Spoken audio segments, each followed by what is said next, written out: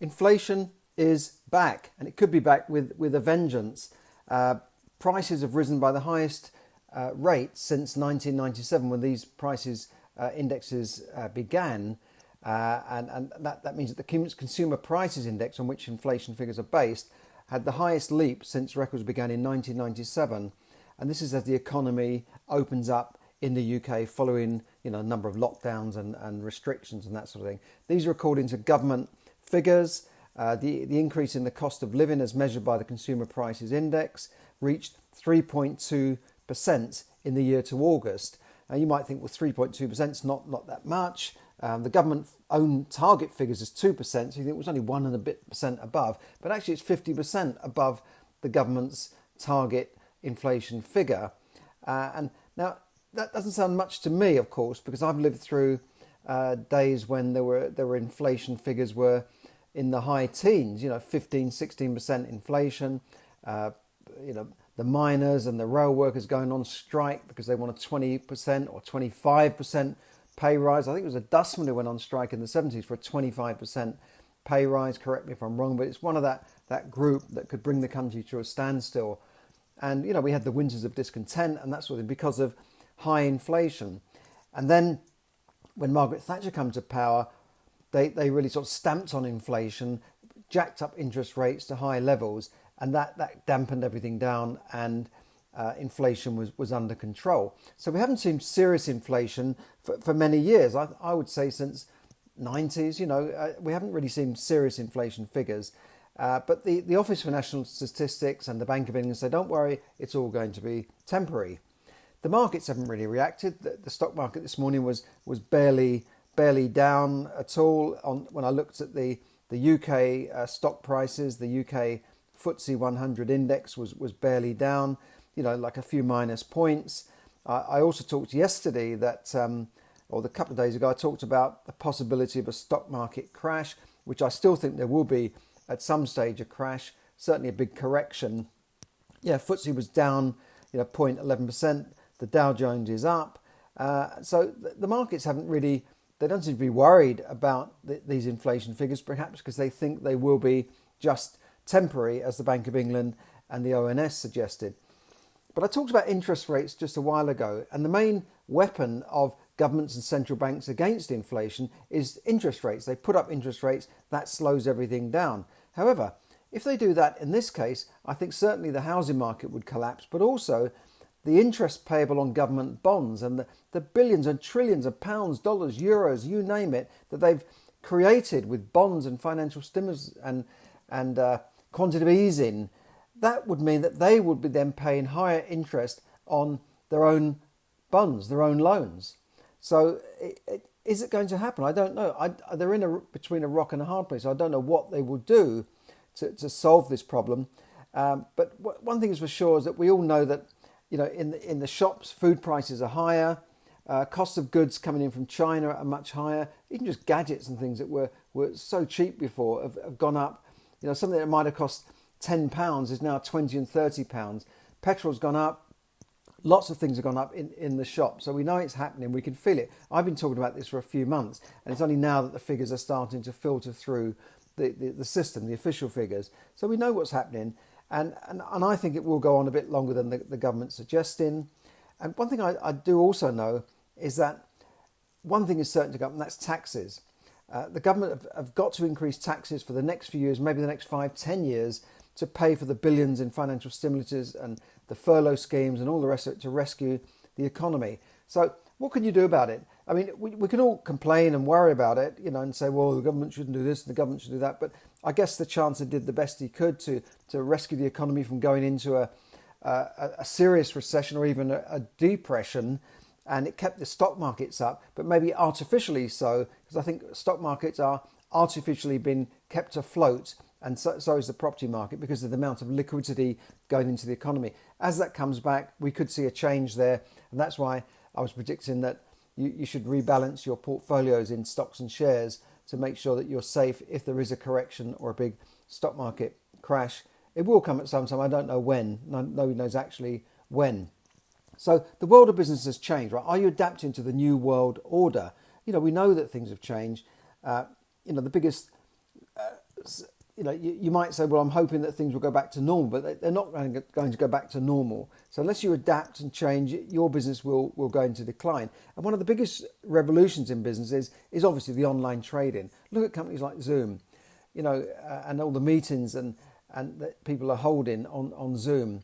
And that saved money on travel. So people are spending less going to places. They're spending less on hotels. They're spending less on offices. Offices have gone into decline. City centres are, certainly down on last year, although big companies are now telling staff to come back in, by the thousand. There was a big merchant bank that have asked thousands of staff to come back into work. So, we know that things may get back to normal in that way, but certainly companies have been rethinking how they operate.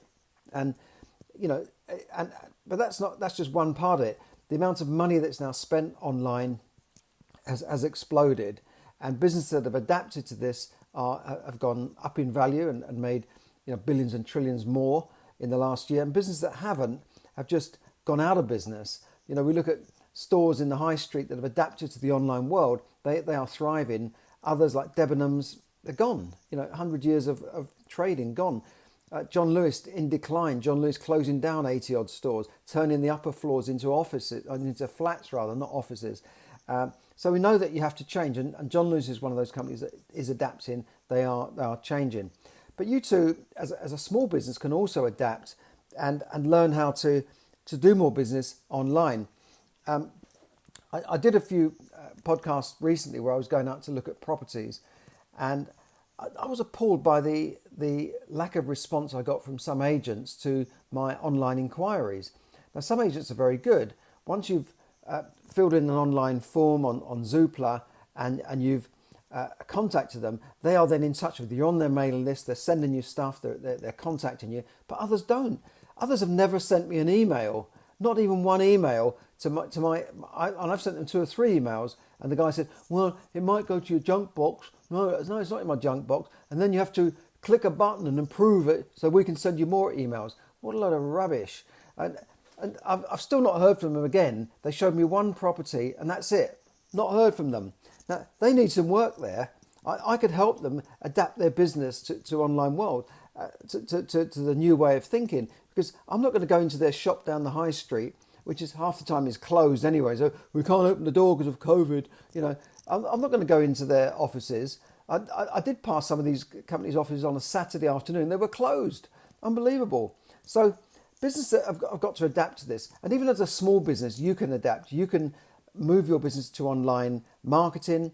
And one of the biggest changes also is social media. People are making money on social media. You are making money on social media. Unfortunately, it's not for you, it's for somebody else. Because by clicking on ads, by buying stuff on social media, you're making money from someone else. But you could learn how to make money for yourself on social media. Can you make money on social media? Of course you can. Even kids are good at creating stuff and making money. Some kids are YouTube millionaires already. Young kids, less than 10 years old. So of course you can make money on social media, but you don't have to be a kid to do it, and you don't have to be an expert either. I didn't grow up with computers. A lot of kids have, but you can still make money on social media even if you're not an expert.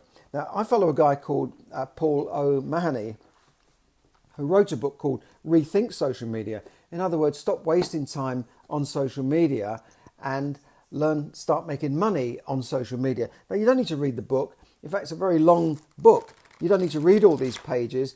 I can summarize this for you by showing you a link to a webinar that Paul's created. And it's not just an ordinary webinar, blah, blah, blah. This is a web class showing you how to use the time you already spend on the internet to build a digital business in your spare time, or how to get a product you sell at the moment online properly, and how to do it for nothing. And that doesn't mean just going on Facebook and saying, buy this service. People don't go on Facebook to buy things. They go on Facebook to be entertained. So there's a subtle difference between how you use Facebook and how you give people value for money, rather than what I see people doing is just saying, buy this product, buy this dress, buy this on Facebook, or would you like to buy this? Well, do you really click on that ad? No, you're not going to. So there's a strategy here that you need to use, and this is a strategy that Paul's used to make millions online, and you can learn that yourself. So in this training, you'll discover all of the things below. So if you're ready to watch it, click on the link below.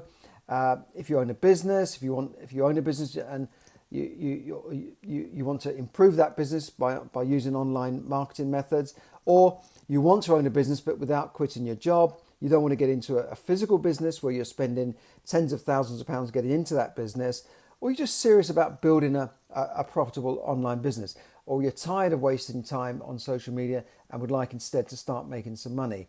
So stop wasting time on social media, start making money instead.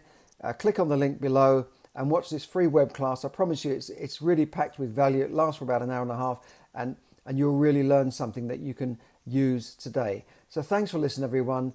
Have a great day wherever you are, and do take advantage of that free training. I'm not going to keep it up forever, and you too could become a social media marketing millionaire. Why not? Why not? If Paul can do it, he was an ordinary guy, so can you. So stop wasting time on social media and start making money. And thanks for everyone tuning in on Facebook Live. Great to see you all. I love to hear your comments, even if some of them are not exactly positive. I don't mind, because I think I want your feedback, even if it's not always positive, saying great this, great that. So do contact me anytime you like, and I will respond to you. I do read the comments. I do respond to them personally, and I'd love to hear from you. Thanks for listening, and have a great day. Bye for now.